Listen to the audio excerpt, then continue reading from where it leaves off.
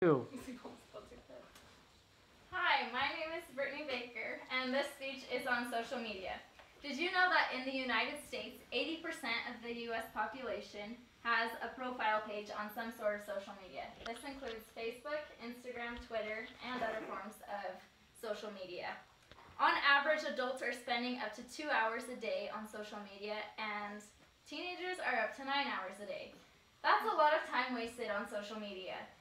I have studied the downfalls as well as the benefits of social media as I have studied human behavior and marketing at BYU, Idaho.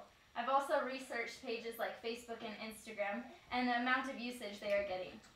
I have learned that social media is a two-way street. There are many good things that come from social media, but there are also many downfalls. In this speech, I'm going to tell you how social media has allowed businesses to thrive, helped us stay connected with each other, how it's made life easier. But I'm also going to tell you how it's created a problem with self-esteem, caused depression among teens, and increased cyberbullying. First, let's start by defining what social media is. According to the Webster Dictionary, social media is websites or applications that enable users to create and share content or to participate in social networking. Over the last decade and a half, we have been able to participate in a new era with social media. 50 years ago, even 20 years ago, it was impossible for us to stay connected with the people that we can now. The main form of communication was handwritten letters, emails, and other things like that. But now we are able to stay connected with people that we may have felt so distant from. Social media has allowed us to instantly share our life updates, pictures, and even more. Social media has allowed businesses to thrive. Right now, I can look at my Facebook and I can see that I'm a part of 3 or 4 different business pages that advertise sales and allow me to directly access their websites and the products that they sell. Have you ever been on Facebook or Instagram and you've seen a pop-up of an ad of something that you were recently researching? Well, according to Networking History News, your web browsing history can actually be linked to your social media. This is great for businesses because it allows them to know what you're already interested in so that you're only viewing that product. Social media is a great resource for many reasons. One of the biggest is it just simply makes life easier. We can all remember sending out stamped invitations to an event, looking up different addresses of people, but now that just got a whole lot easier. On Facebook, you can make an event, invite all of your friends at once, or pick and choose which friends you want to invite, and you can just send out an invitation that way. It's also allowed us to be able to stay up to date with what our friends are doing and invitations that are going around on the community. You can be a part of volunteer pages and businesses and many other things.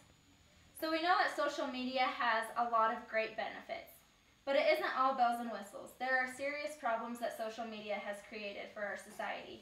One of the biggest downfalls with social media is how it presents a certain lifestyle.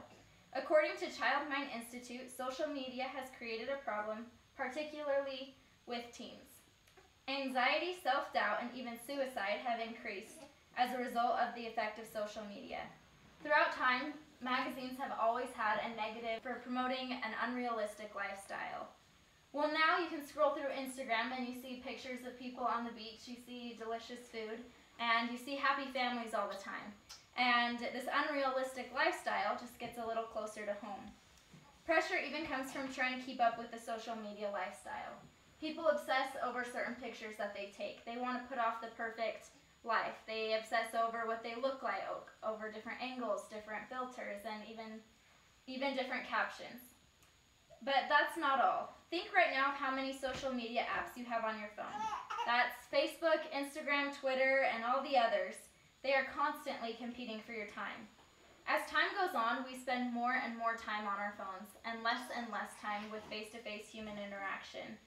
Think about it. You're in line at a grocery store and you have a long time to wait. You just pull out your phone. You scroll through a few news feeds just so that your mind isn't blank, so it's constantly filled with something.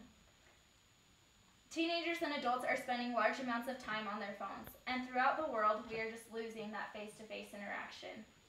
The last thing that I want to address is how social media has made it easier for kids and teenagers to target others. Cyberbullying has gotten a whole lot easier because of social media. As of April 2016, 19.6% of middle school and high school students have admitted to falling victim of cyberbullying. That is only those who admitted that they had fallen victim. It is way easier for children to sit behind a screen and to type rude and negative comments to others because they aren't face to face. According to the Office of Adolescent Health, 30% of suicides among teens have also been linked to cyberbullying. That is a huge result of social media and something that is affecting so many people. As a society, we have created a helpful monster.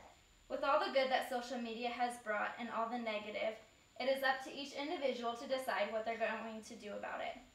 We have been able to participate in an incredible movement that allows individuals to stay connected with people thousands of miles away. It allows businesses to thrive and it makes life easier. But we are also in the era where children turn their frustration to online posts, where they're constantly viewing unrealistic lifestyles and unrealistic images. The question that I have for each of you is it worth it with social media?